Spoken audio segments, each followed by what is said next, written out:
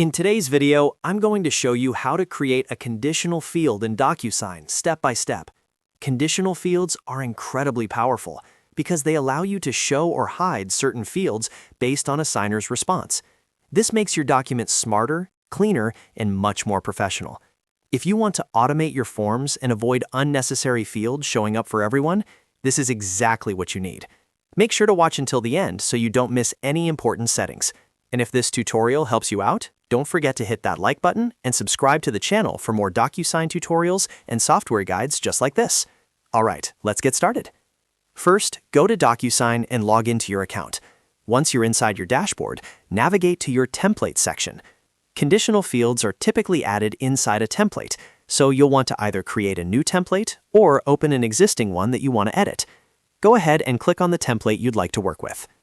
Next, you'll need to add your recipients. If they're not already added, enter the names and email addresses of the people who will be signing the document.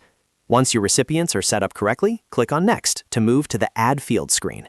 This is where all the magic happens. Now you'll see your document preview along with the Fields panel on the left side.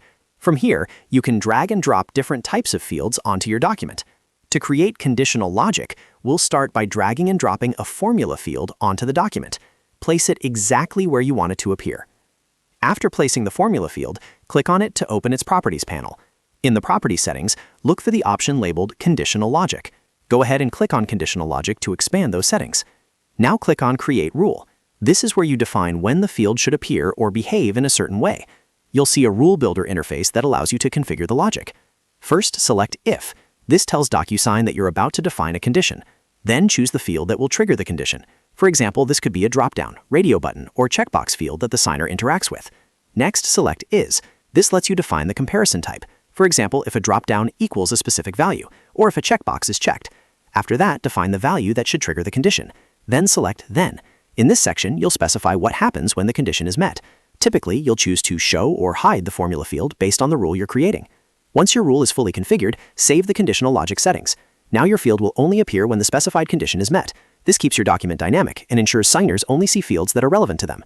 Before sending the document, it's always a good idea to preview the signing experience. Use the Preview option to test the condition yourself. Select different responses and confirm that the conditional field appears or disappears exactly as expected. And that's it. You've successfully created a conditional field in DocuSign. As you can see, conditional logic helps you build smarter documents that adapt automatically based on user input. It's a huge time saver and makes your forms much more professional. If you found this video helpful, make sure to like this video and subscribe to the channel for more step-by-step DocuSign tutorials. Thanks for watching, and I'll see you in the next one.